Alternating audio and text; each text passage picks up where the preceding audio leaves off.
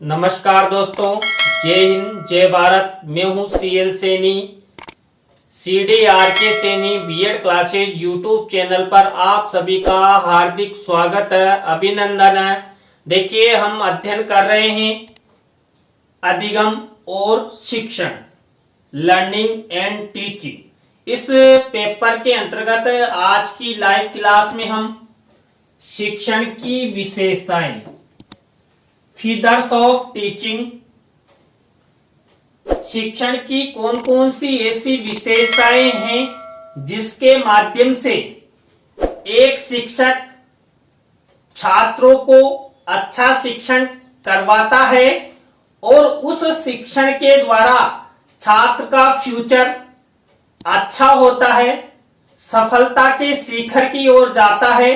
तो आप सब बने रहें हमारे साथ, हमारे YouTube चैनल के साथ। और यदि आप हमारे YouTube चैनल पर पहली बार आए हैं तो हमारे YouTube चैनल को सब्सक्राइब करें और पास ही बने बेल आइकन के बटन को जरूर दबा देवे, जिससे हमारे द्वारा जब भी कोई न्यू वीडियो अपलोड की जाए या लाइव क्लास चलाई जाए तो उनके नोटिफिकेशन आपको मिल सके और आप अच्छा अधिगम करते हुए आप परीक्षा की अच्छी तैयारी कर सको, आपको अच्छे क्रेडिट मिल सके।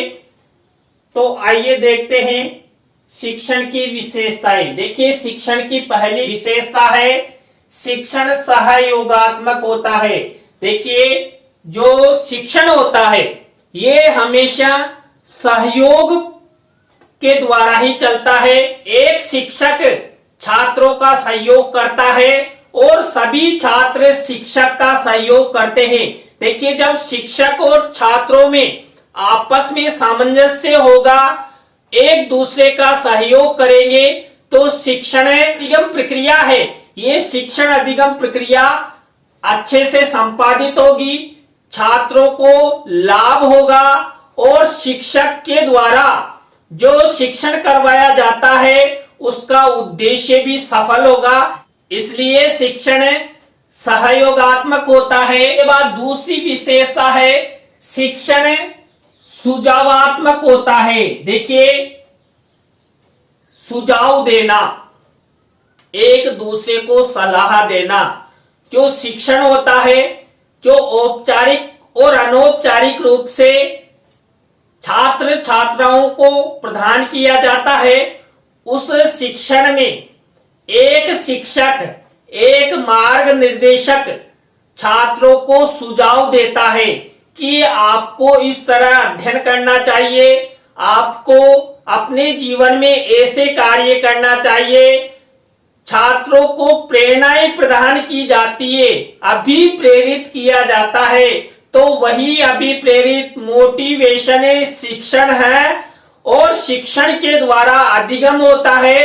तो यहाँ पर जो शिक्षण होता है ये सुझावात्मक प्रक्रिया है।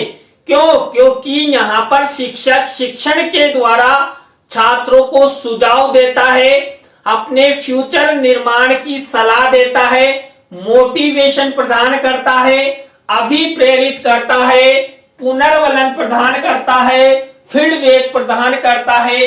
इसी तरह जो शिक्षण प्रेरणादायक होता है, प्रेरणा प्रदान करने वाला, मोटिवेशन प्रदान करने वाला, अभिप्रेरित करने वाला।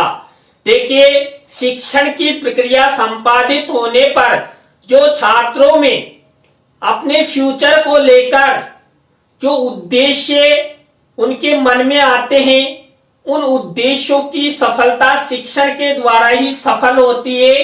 तो यहाँ पर जो छात्र हैं वो अपने उद्देश्य हेतु शिक्षण कार्य संपादित करेंगे। उस शिक्षण कार्य हेतु जो छात्र हैं वो अपने मार्ग निर्देशक शिक्षक का सहयोग लेंगे और शिक्षण को सफलता की ओर ले जाते हुए अपने जीवन के जो लक्ष्य छात्र छात्राओं ने बनाए हैं उन लक्ष्यों की प्राप्ति शिक्षण के माध्यम से वो करते हैं। इसलिए शिक्षण को हमेशा प्रेरणादायक बताया गया है, अभिप्रेरित करने वाला बताया गया है, जीवन के लिए बहुत उपयोगी वाला बताया गया है। इसी तरह नेक्स्ट विशेषता है शिक्षण प्रगतिशील होता है। देखिए, जो शिक्षण होता है ये हमेशा प्रगतिशील होता है, यानी प्रगति की ओर ले जाना वाला होता है। देखिए, जब आप कक्षा 6 में अध्ययन करते हैं तो कक्षा 6 में शिक्षक छात्रों को उस स्तर का पाठ्यक्रम अध्ययन करवाता है और आगे ले जाता है, बच्चों को बुक आदि पढ़ना सिखाता है। लेकिन जब आप कक्षा 8, कक्षा 10, कक्षा 12 में चले जाते हैं तो वही शिक्षण प्रगति की ओर और बढ़ जाता है, यानी आप में इम्प्रूव हो जाता है और आप अच्छा शिक्षण करने लग जाते हैं। और जब आप विश्वविद्यालय स्तर, महाविद्यालय स्तर पर आ जाते हैं तो स्वयं द्वारा अध्ययन अध्यापन यानी कि शिक्षण की प्रक्रिया आप प्रारंभ कर देते हैं। तो जो शिक्षण होता है ये हमेशा प्रगतिशील होता है, शिक्षण कभी रुकता नहीं है। शिक्षण की प्रक्रिया जन्म से लेकर मृत्यु पर्यंत तक चलती रहती है और शिक्षण के द्वारा जो प्रगति होती है उस प्रगति के द्वारा छात्र छात्राओं के जो जीवन के लक्ष्य हैं, कल्पनाएं हैं, वो सार्थक होते हैं। इसी तरह देखिए, नेक्स्ट विशेषता है शिक्षण में बालक के पूर्व अनुभवों को ध्यान में रखा जाता है। देखिए, जब कक्ष में छात्र छात्राओं को शिक्षण अधिगम प्रक्रिया संपादित की जाती है तो उस शिक्षण अधिगम प्रक्रिया में क्या किया जाता है कि छात्र ने पूर्व समय में, पूर्व कक्षा में क्या अध्ययन किया, उसका क्या स्तर रहा, कितना ज्ञान छात्र में है, इन सब का ध्यान शिक्षण प्रक्रिया में रखा जाता है। क्योंकि हमेशा छात्र पूर्व ज्ञान के आधार पर ही नवीन ज्ञान को ग्रहण करते हैं। देखिए, आप भी जब अध्ययन करके आए हैं तो एकदम से आप बीएड नहीं कर रहे हैं, पहले आपने स्टेप बाय स्टेप एक स्तरों के अनुसार शिक्षा प्राप्त की। आप पहले प्राथमिक स्कूल में पढ़े, फिर उच्च प्राथमिक स्तर पर आप अध्ययन किए, माध्यमिक, उच्च माध्यमिक स्तर का अध्ययन करते हुए आप महाविद्यालय शिक्षा में आपने प्रवेश लिया, इसके बाद आप बीएड कर रहे हैं। तो स्तरों के अनुसार आपको जो अनुभव मिला ये अनुभव शिक्षण के द्वारा ही मिला। आप जो जो अपने अपने स्तर के अनुसार शिक्षण ग्रहण करते हैं वैसे वैसे आपकी प्रगति होती जाती है और आप उच्च स्तर पर धीरे धीरे प्रमोट होते जाते हैं और उस प्रमोट के द्वारा आपके जीवन के लक्ष्य भी बढ़ते जाते हैं, आपकी कल्पनाएं भी बढ़ती जाती है और उन कल्पनाओं को सार्थक करने में आप लगातार प्रयासरत रहते हैं। आगे बढ़ने में अपने शिक्षकों, अपने माता पिता, अपने आस पड़ोस का आप सहयोग लेने लग जाते हैं। इसी तरह शिक्षण की नेक्स्ट विशेषता है शिक्षण में बालक की कमियों को पता करके उनको दूर करने का प्रयास किया जाता है। देखिए, शिक्षण के द्वारा जो शिक्षण अधिगम प्रक्रिया संपादित होती है, इस शिक्षण अधिगम प्रक्रिया में छात्रों में क्या कमी रही, छात्रों की जो ग्रोथ होनी चाहिए वो क्यों नहीं हुई, इन सब के बारे में पता लगाकर उनका उपचारात्मक शिक्षण किया जाता है, उनकी समस्याओं का निदान करने का प्रयास किया जाता है। और शिक्षण के द्वारा कई बार छात्रों को समझ में नहीं आता है तो उसी प्रश्न को, उसी सवाल को पुनः छात्रों को समझाया जाता है। इसी तरह शिक्षण से शिक्षा के उद्देश्यों की प्राप्ति होती है। देखिए, शिक्षण के द्वारा ही जो शिक्षा है इस शिक्षा के उद्देश्यों की प्राप्ति होती है। देखिए, जीवन में जब हम शिक्षा ग्रहण करते हैं तो शिक्षा के प्रति हमारे कई उद्देश्य होते हैं, कई कल्पनाएं हम निर्मित करते हैं और शिक्षा के भी छात्रों से अपेक्षित लक्ष्य होते हैं, उद्देश्य होते हैं। तो उन सब की प्राप्ति हम शिक्षण के द्वारा ही संपादित कर सकते हैं, शिक्षण के द्वारा प्राप्त कर सकते हैं। जब छात्र छात्रा शिक्षण ग्रहण करेंगे तो उस शिक्षण के द्वारा छात्रों में अधिगम होगा और अधिगम के द्वारा उद्देश्यों की प्राप्ति होगी। उद्देश्यों की प्राप्ति होगी तो छात्र छात्रा अपने जीवन में सफलता को हासिल करेंगे। इसी तरह नेक्स्ट विशेषता है शिक्षण सीखने के नियमों पर आधारित होता है। देखिए कक्षा कक्ष में औपचारिक अनौपचारिक रूप से शिक्षण क्यों करवाया जाता है? शिक्षण इसलिए करवाया जाता है कि छात्र छात्रा अधिगम करे, सीखे।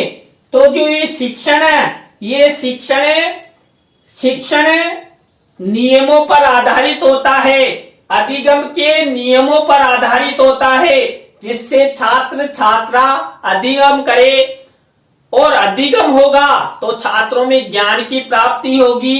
और कक्षा कक्ष में जब शिक्षण कार्य संपादित किया जाता है तो ऐसी कई तरीके अपनाए जाते हैं जिन तरीकों के आधार पर शिक्षण अधिगम प्रक्रिया अच्छी और सफलता की ओर जाए, छात्रों को अच्छा अधिगम हो। इसी तरह नेक्स्ट विशेषता देखिए शिक्षण बालक की क्रियाओं से पूर्ण होता है। देखिए इसमें हमने जब शिक्षण के सिद्धांत पढ़े थे तो मैंने आपको बताया था क्रियाशीलता का सिद्धांत। तो यहाँ पर भी जो शिक्षण होता है यह शिक्षण बालक की क्रियाओं से पूर्ण होता है। बालक जितना अधिक क्रियाशील होगा, अधिक से अधिक क्रियाएं करेगा, अनुभव लेगा, बालक में शिक्षण के द्वारा उतना ही ज्यादा अधिगम होगा और अधिगम होगा तो ज्ञान की प्राप्ति होगी। तो ज्ञान की प्राप्ति हेतु क्या आवश्यक है? ज्ञान की प्राप्ति हेतु शिक्षण अति आवश्यक है। देखिए ये टॉपिक आपके पाठ्यक्रम में क्यों आया? क्योंकि आप सब अध्यापक बनने जा रहे हैं तो आप सबको इन बिंदुओं का ध्यान रखना होगा और आप सब इन बिंदुओं का ध्यान रखेंगे तो आप कक्षा कक्ष में अच्छे से छात्रों को अधिगम करवा सकते हैं, शिक्षण कार्य संपादित कर सकते हैं। इसी तरह देखिए यह जो शिक्षण होता है यह शिक्षण प्रेरणात्मक एवं सृजनात्मक होता है। देखिए हमेशा जो शिक्षण होता है ये प्रेरणादायक होता है और सृजनात्मकता को उत्पादित करने वाला होता है। देखिए कक्षा कक्ष में एक शिक्षक छात्रों को अभिप्रेरित करता है, प्रेरणा प्रदान करता है तो छात्र क्या करते हैं? अपनी सृजनात्मक शक्ति का विकास करते हैं। शिक्षक शिक्षण के दौरान बताता है कि आपको ये असाइनमेंट बनाना है, ये मॉडल बनाना है, ये प्रतिकृति बनाना है। तो छात्र अपने मस्तिष्क यानी अपनी बुद्धि का प्रयोग करते हुए मॉडल, प्रतिकृति आदि का निर्माण करते अर्थात सृजनात्मकता अपनाते हैं। तो शिक्षण के द्वारा ही सृजनात्मकता आती है और सृजनात्मकता आने से छात्रों का जीवन सृजनशील होता है और सृजनशील होने से छात्र नया नया निर्माण करने के लिए सक्रिय होते हैं।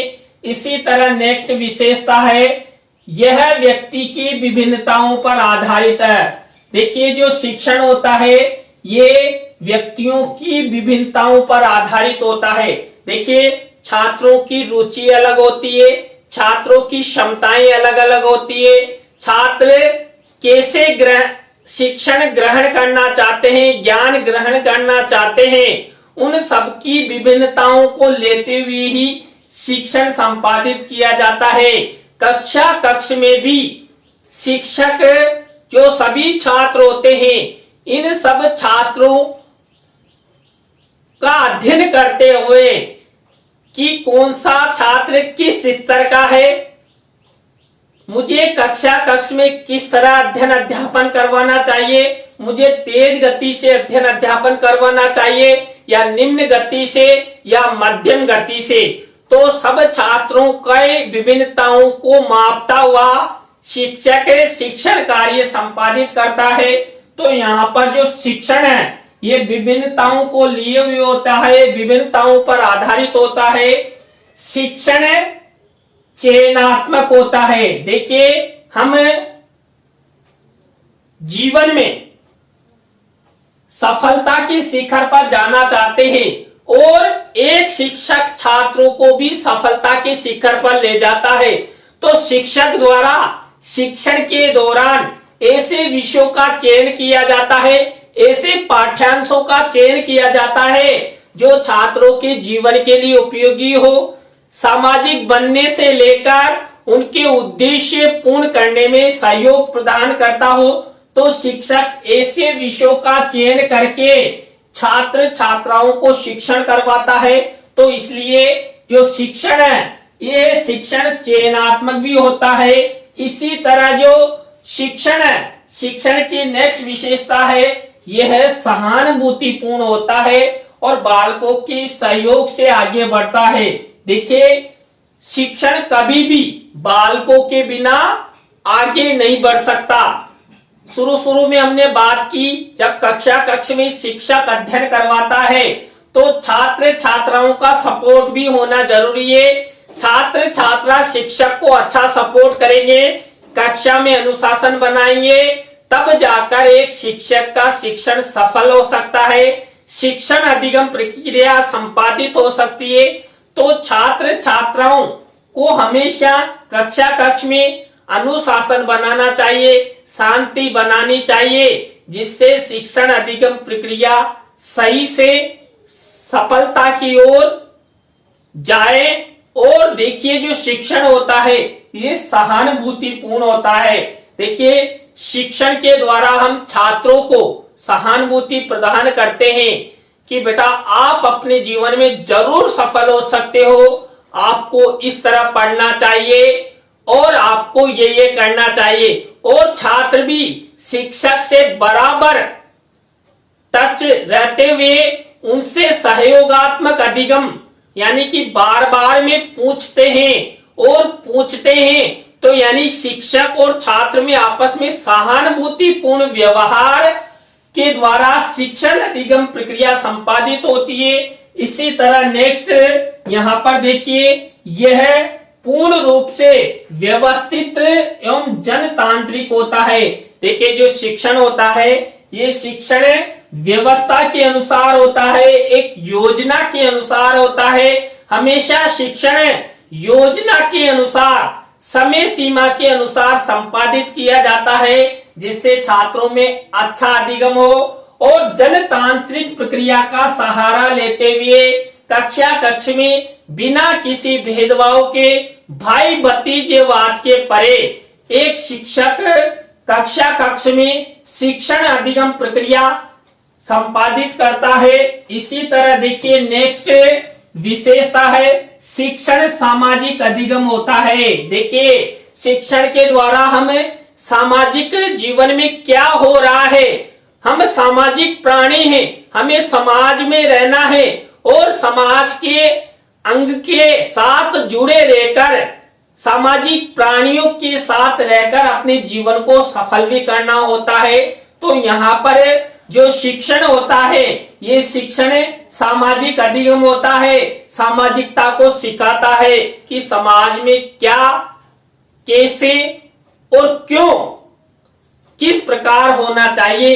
इन सब प्रश्नों के उत्तर शिक्षण के माध्यम से मिलते हैं और इन सब प्रश्नों के उत्तर छात्र छात्राओं को मिलने से छात्र अपने जीवन को सफलता की ओर ले जाते हैं और खुद सामाजिक प्राणी बनते हैं। इसी तरह देखिए, नेक्स्ट विशेषता है शिक्षण निदानात्मक, उपचारात्मक एवं मूल्यांकन कार्यों से संबंधित होता है।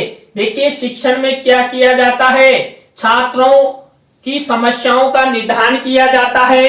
छात्रों में किसी भी प्रकार की कोई परेशानी है तो उनका उपचारात्मक शिक्षण कर उन्हें दूर करने का प्रयास किया जाता है। और शिक्षण के बाद छात्रों का मूल्यांकन कार्य किया जाता है, मूल्यांकन लिया जाता है। तो मूल्यांकन के द्वारा छात्रों द्वारा सीखे गए ज्ञान के बारे में पता लगाया जाता है। तो यहाँ पर जो शिक्षण होता है ये निदानात्मक, उपचारात्मक और मूल्यांकन प्रक्रिया माना जाता है। इसी तरह जो शिक्षण है, शिक्षण में शिक्षक एवं छात्रों के बीच विचारों का आदान प्रदान होता है। देखिए, आपस में जो शिक्षक और छात्र में अच्छा कम्युनिकेशन होगा, संप्रेषण होगा, एक दूसरे के साथ सहानुभूति, सिंपैथी दिखाएंगे तो शिक्षण अधिगम प्रक्रिया जरूर सफल होगी। और शिक्षण अधिगम प्रक्रिया सफल होगी तो छात्रों का जीवन अच्छा बनेगा। इसी तरह देखिए, शिक्षण छात्रों के सभी पक्षों के विकास को प्रभावित करता है। देखिए, जो शिक्षण होता है, शिक्षण के द्वारा छात्रों को ज्ञान मिलता है और उस ज्ञान के द्वारा छात्र सफलता की ओर जाते हैं। इसलिए जो छात्र होते हैं, उन छात्रों का जो शिक्षण के द्वारा सभी पक्षों का विकास होता है, यानी कि सर्वांगीण विकास होता है। शारीरिक, मानसिक, बौद्धिक, आर्थिक, सामाजिक सभी रूपों में छात्र छात्राओं का विकास शिक्षण के द्वारा ही होता है। इसी तरह शिक्षण की नेक्स्ट विशेषता है, शिक्षण छात्रों को संवेदनात्मक स्थिरता प्रदान करता है। यानी कि शिक्षण के माध्यम से छात्रों में ज्ञान की प्राप्ति होती है और ज्ञान द्वारा छात्रों में समझ आती है कि हमें कौन सा संवेग कहाँ उत्पन्न करना है, अपने संवेगों में स्थिरता कैसे लाई जा सकती है, किस तरह हम कंट्रोल कर सकते हैं। तो इन सब के बारे में शिक्षण के द्वारा ही छात्रों को पता लगता है। नेक्स्ट विशेषता है, शिक्षण के द्वारा बालकों की सृजनात्मक क्षमताओं के विकास में सहायता मिलती है। देखिए, शिक्षण के द्वारा ही जो छात्रों में सृजनात्मक अभिव्यक्ति होती है, सृजनात्मक कला होती है, उस कला का विकास शिक्षण के द्वारा ही सफलता की ओर जाता है। देखिए, एक शिक्षक क्या करता है, छात्रों का शिक्षण में सहयोग करता है, उन्हें सृजनात्मकता सिखाता है। यदि किसी छात्र में सृजनात्मक गुण है तो उस कला को बाहर निकालते हुए और अधिक प्रोत्साहित करता है शिक्षक।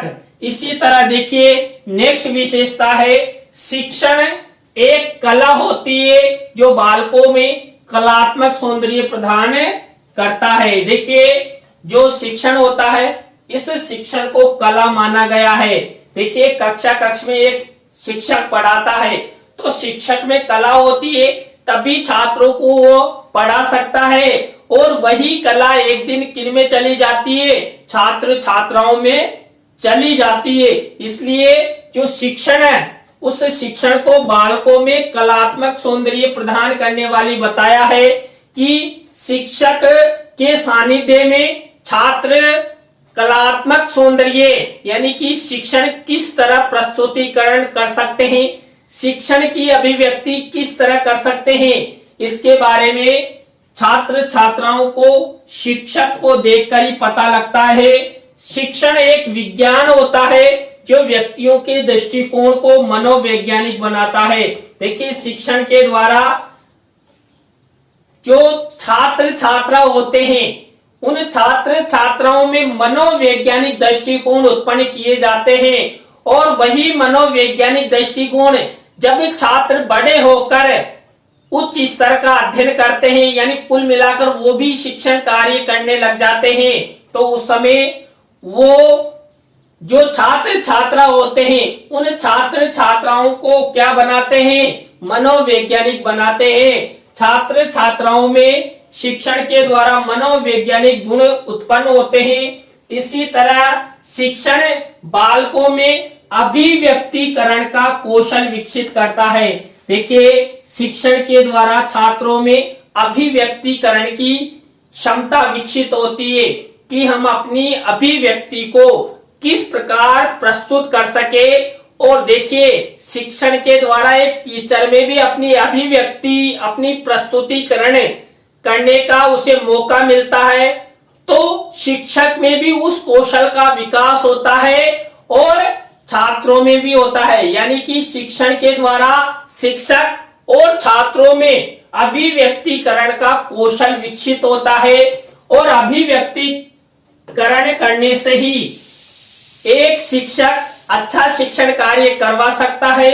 इसी तरह शिक्षण बालकों में व्यवहार परिवर्तन करता है। देखिए, शिक्षण के द्वारा हमेशा बालकों में व्यवहार परिवर्तन होता है। क्यों? क्योंकि शिक्षण के द्वारा बालकों को ज्ञान मिलता है और वो ज्ञान बालकों के जीवन के लिए बहुत उपयोगी होता है और वही ज्ञान बालकों का व्यवहार परिवर्तन करता है। तो देखिए, आज की क्लास में हमने शिक्षण की विशेषताएं, फीचर्स ऑफ टीचिंग के बारे में अध्ययन किया। आज की क्लास आपको कैसी लगी कमेंट्स में हमें जरूर बताएं। अच्छी लगी हो तो लाइक करें, कमेंट्स करें और शेयर जरूर करें दोस्तों। और आप सब हमारी लाइव क्लास के अंत तक बने रहे तो आप सबको बहुत बहुत धन्यवाद। इसी तरह नए टॉपिक के साथ हम आपसे फिर मिलेंगे CDRK Saini B Ed classes YouTube channel पर। जय हिंद, जय भारत, राम राम।